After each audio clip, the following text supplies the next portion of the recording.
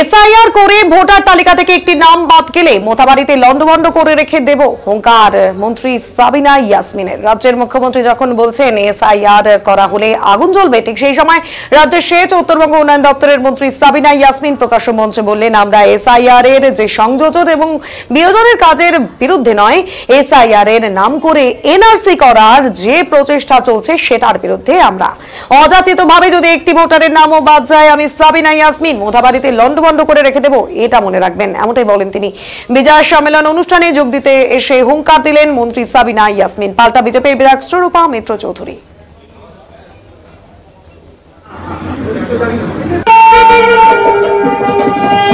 বাঙালি আছে, আজকে এসআইআর নিয়ে শুধু একটি কথা বলবো, বাংলার মধ্যে আমার মনে হয় পশ্চিম বাংলার মধ্যে এসআইআর নিয়ে আমি যখন বুঝতে পেরেছিলাম যে এসআইআর নিয়ে কিছু একটা হতে যাচ্ছে এবং ডিটেইলস যখন আমি পড়তে গেলাম, প্রথম কালে চকটু ব্লকে ভিডিওতে ডেপুটেশন আমি দিয়েছিলাম, কেউ যায়নি তখন ভারতবর্ষ মানে পশ্চিম বাংলা। আমরা ডেপুটেশন দিয়েছি এসআইআরকে নিয়ে, কারণ যে ডেটাগুলো এসআইআর এটার বিপক্ষে আমি কিন্তু ব্যক্তিগতভাবে নই, এসআইআর বিপক্ষে, কারণ একটা সিস্টেম আছে লোকসভা এবং বিধানসভার আগে সংযোজন, ভোটার লিস্টের সংযোজন বিয়োজন, সেটা প্রত্যেকবারই কিন্তু এটা হয়। কিন্তু আজকে এসআইআর নামে যেগুলো ক্রাইটেরিয়া দিয়ে দেওয়া হচ্ছে, পক্ষান্তরে এসআইআর নাম করে দিয়ে তাদেরকে এনআরসি করার যে প্রচেষ্টা চলছে সেটার বিরুদ্ধে কিন্তু আমরা এসআইআর যে সংযোজন বিয়োজনের ভোটারের কাজ তার বিরুদ্ধে কিন্তু আমরা নই, তাতে আমরা আছি। কিন্তু এত তড়িঘড়ি করে নিশ্চয়ই এটা করতো, কিন্তু সর্বদল সবাইকে নিয়ে মিটিং করে কিভাবে করা যায়, কিভাবে এটাকে লাঘব করা যায়, একটু সবাই দিয়ে আরো এটা আমাদের করা উচিত ছিল। আমি প্রশ্ন ছুড়ে দিতে চাই, 2008 সালে হামিদপুর চরে যখন আমি জেলার সভাধিপতি ছিলাম, তারা ছিল ঝাড়খণ্ডে, আমি সভাধিপতি থাকাকালীন সেই হামিদপুর চরকে ভোটাধিকার দিয়ে প্রথম তারা ভোটাধিকার পায় 2008 সালে। তারা কোথা থেকে নিয়ে আসবে 2002 সালে তাদের ভোটার লিস্টের নাম? তো এগুলো তো আলোচনা করার জায়গা দেওয়া উচিত ছিল, কেন আজকে আলোচনা হলো না?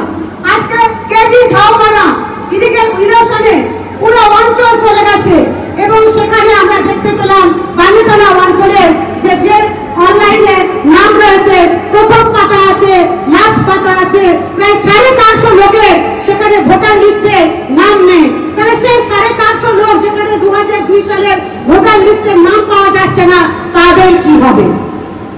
এবং আপনাদের বলে দিতে চাই, আমি আবার বলছি যে এসআইআর আমরা বিরুদ্ধে নয়, কিন্তু অযাচিতভাবে যদি অন্যায় ভাবে একটি লোক ভোটার তালিকা থেকে বাদ নাম করে, আমি সাবিনা ইয়াসমিন মোথাবাড়িতে লন্ডভন্ড করে রেখে দিব, এটা মনে রাখবেন।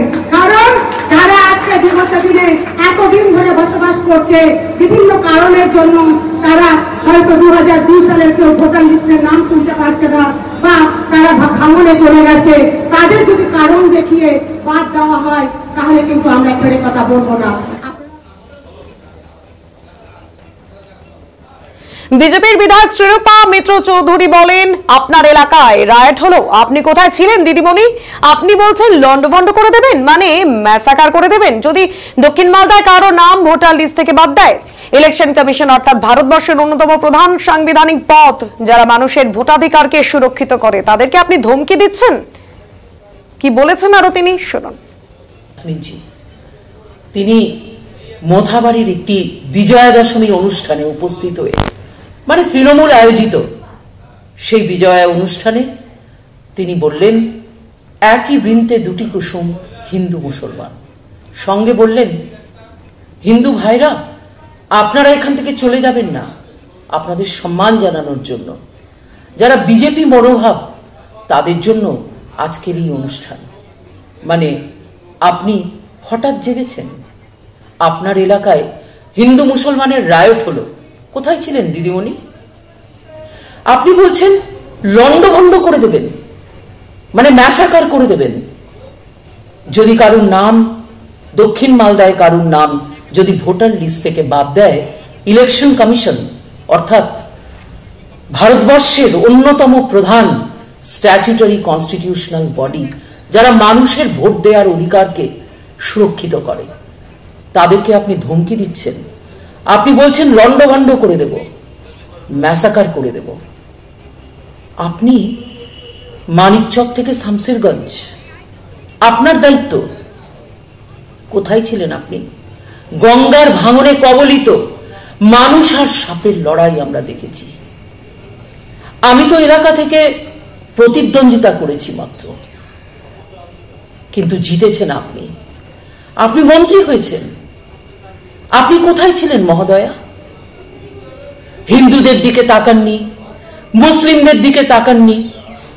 আজকে আপনি বলছেন একই বৃন্তে দুটি কুসুম, হিন্দু মুসলমান। কেননা আপনি জানেন যে এই ভোটার লিস্ট থেকে অবৈধ নামগুলো যদি বাদ যায় তাহলে আপনার জিততে অসুবিধা হবে। আপনি জানেন যে আপনারা রিগিং করে জিতেছেন, ভোট লুট করে জিতেছেন। মানুষের ম্যান্ডেট আপনাদের পক্ষে নেই।